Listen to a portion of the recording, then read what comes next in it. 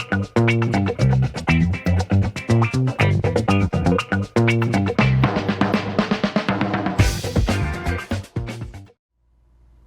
there, it's Ryan Harris again, doing video number 3 on how to save money when you're converting a cargo trailer or renovating an RV or travel trailer or anything along those lines. In this third video in the series, the first one was on if you hadn't bought your cargo trailer yet, how to avoid wasting money and how to save money. The second one was if you already have your cargo trailer and your build's in progress, some ways to save money. And now this third one is specifically about buying retail. I'm going to give you 7 tips if you have to buy retail on how to save money. And again, you might know some of these, but there might be 1 or 2 that you hadn't really thought of. And so let's just dive into it. I'm going to be checking my notes down here. And the first one is, and I mentioned this in the previous video, but it's worth repeating. And if you hadn't seen that video, then this will help. Buy middle of the road. Because when you buy expensive items, yeah, they might be fancy and really nice and they may last forever, but usually they don't. And the cheap stuff is going to break instantly. The sweet spot for value is always middle of the road. So just look for the middle priced item. If you don't have time to read reviews or any of that stuff and you're just kind of like grabbing something off the shelf, buy the middle priced item. Okay, that's a big one. I know it's tempting to save money by going cheap, but that never works out in the long run. And sometimes it's tempting to buy expensive thinking, oh, it's the last time I'll ever have to buy this thing. Rarely do things ever last forever unless they were built in the 1940s or 50s. And obviously that's not retail stuff these days.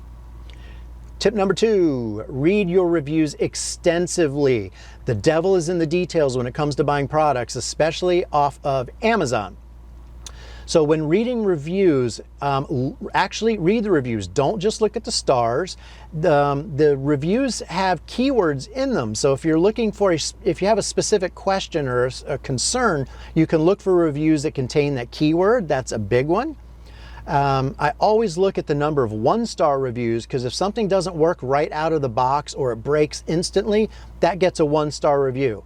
Okay, you don't see as many 2- and 3-star reviews. Most of them are either 5 and 4 stars or 1 star. And if there's not very many 1-star reviews, it's probably pretty decent, right? But if there's a lot of those, even if the overall rating is, 4.5 stars, but there's a lot of 1-star reviews, something's going on there. So read those reviews because when you select the right product, you can really save a lot of money. So that's really important.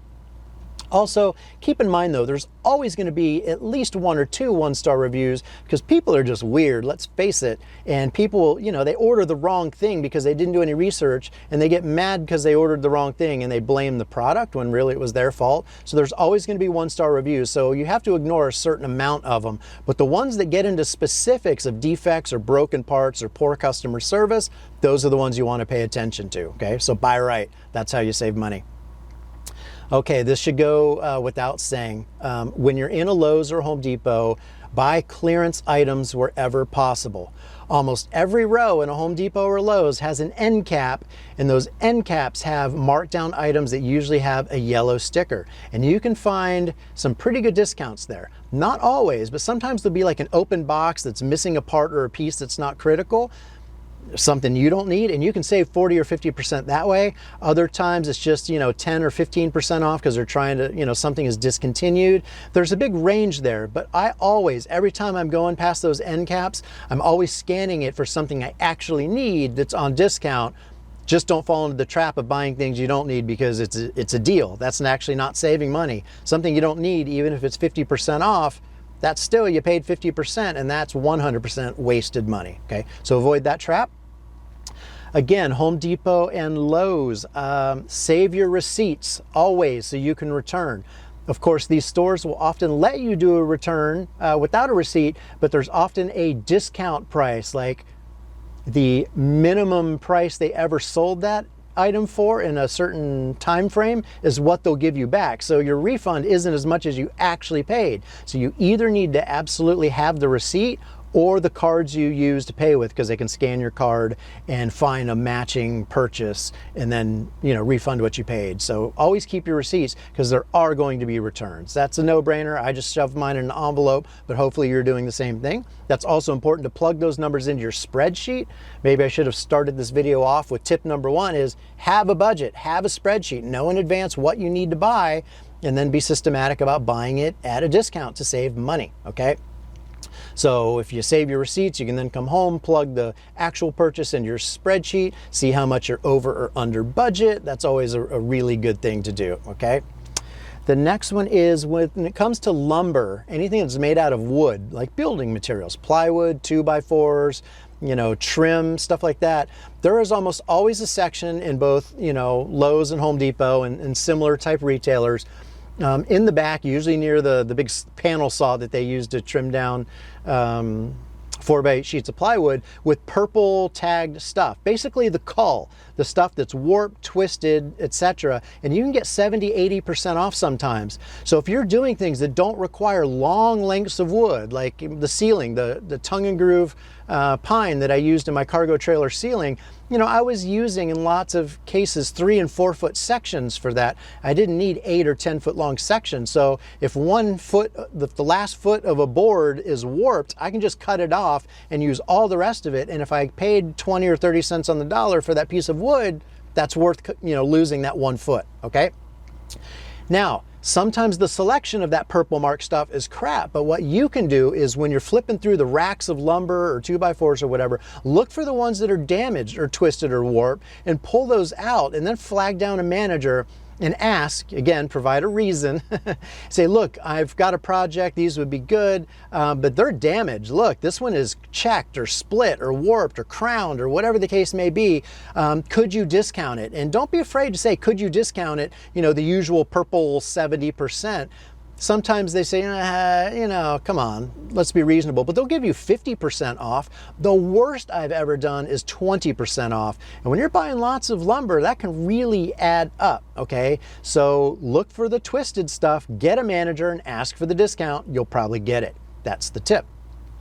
The next one is, if there is anyone in your household that is a veteran or active duty military, both Lowe's and Home Depot give you a 10% discount on almost everything, except on the item, the loss leaders that they actually lose money on or break even. They won't lose money, but if they're making a profit on something, they will give you 10% off. Now, they've changed how they do this. In most Home Depots, it's up to the checkout person to look at your ID, and then they have a little thing on their lapel, a card that they scan that then applies a 10% discount to your order. So you have to have your military ID with you. But Lowe's, you now have to go through a process on their website where you submit your military ID. Like I have a VA healthcare card because I'm a veteran. I sent them that, and they tie that status into your phone number. So now when I go into a Lowe's, I don't need that card. I just tell them my phone number and it comes up on the screen, oh, this person's a veteran, they get the 10% discount. And that has saved me hundreds, if not thousands of dollars. Between this tiny house and the cargo trailer I built, that military discount has, you know, been worth its weight in gold. So, and if anyone in your household has that status, you can take advantage of that. Even if you have to take your son or daughter-in-law shopping with you to get it, it's worth doing, okay? The last tip, and this one's really important, is use Honey. It's an online service that if you're shopping Amazon and some other retailers, I forget which other one it works with, it will scan all the sellers for a particular item and show you the cheapest seller, and that can save you a lot of money. Another nice feature with Honey is, let's say you're planning a big purchase like a refrigerator or a generator or an air conditioner for your cargo trailer, but you don't need it just yet. You can tell Honey to watch that price and notify you whenever the price drops more than a set amount, which you select. So 5%, 10% or more, suddenly you get a text message or an email from Honey saying, hey, that generator that you've had your eye on, the price just dropped 10%. And then you can just hop online and buy it at a discount. I did that because the price of the generator I had originally researched and decided that I wanted had gone up, and I didn't really want to pay top dollar. So I waited about a month and Honey alerted me, and I think I saved about 75, maybe $100 on that purchase, which was great. Then a couple weeks later, Honey notified me again, and it had dropped like another $50. So you don't know when that's going to happen. You don't always get the lowest price, but you can certainly get a lower price by using the Honey service, and that's totally free to you, and it only takes a couple of seconds to set up, so that's totally worth doing. And now I just want to close this list out with some of the places when I am buying retail of where I go to get stuff cheap. Well, I guess, I don't know if you'd call it retail, but Craigslist materials section is absolutely huge.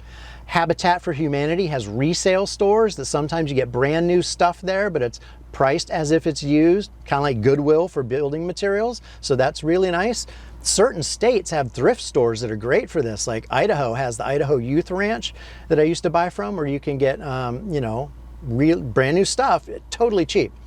Online auctions. Lots of states and big cities have online internet-based auction sites, not eBay. I mean an actual auction house where people come on the weekend and bid, but a lot of those auction houses will have an online component where it's only online bidding, and you can get brand new lumber. Like home builders oftentimes will overbuy, and what they have left over they bundle up, give it to the auction house, and you can get lumber, plywood and OSB and 2x4s and 2x8s and things like that for pennies on the dollar by doing it at an auction site. There was one in Boise, Idaho, where I used to live. I did that a lot and saved a ton of money when building this tiny house, so that's great. So that's like used places. Obviously Home Depot and Lowe's and Tractor Supply and all those great sites work. But I mentioned in the previous video that eBay is a great place, and AliExpress for certain things is also a great place. Things that tend to be, you got to play to the strengths of the manufacturer. So in China, manufacturers are good at electronics. So things like solar components, solar panels, lithium-ion batteries, solar charge controllers, stereos, anything that's sort of along the lines of electronics. Sometimes you can go on AliExpress and order things really cheap. The shipping is usually free, not always, but usually free.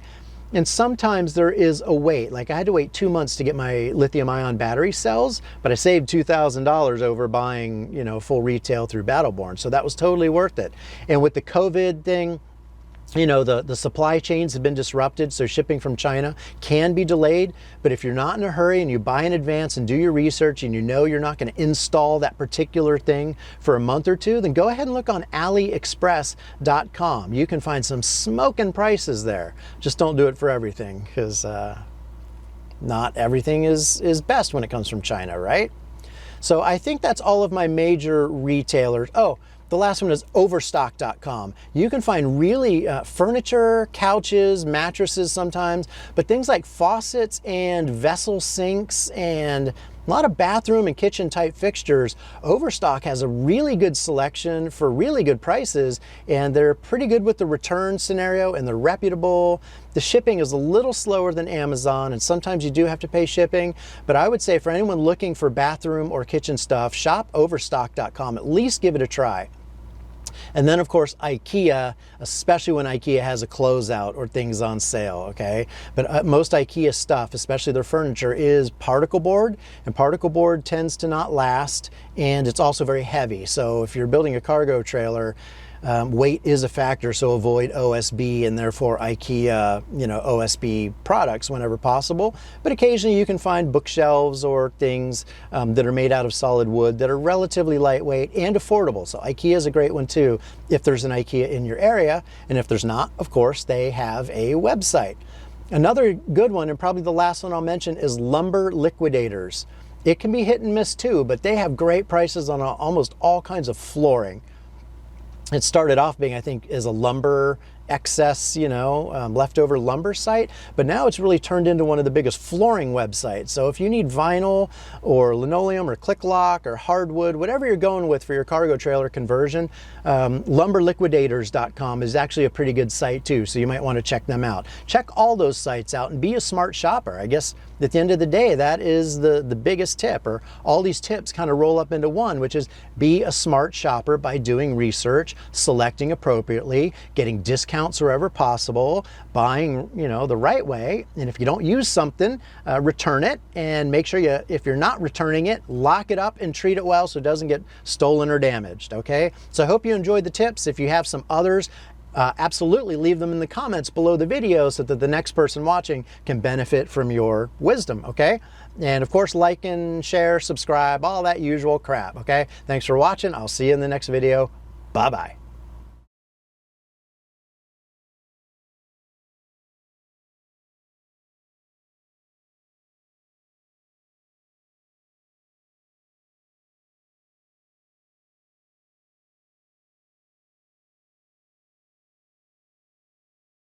Now let's go build us a cargo trailer.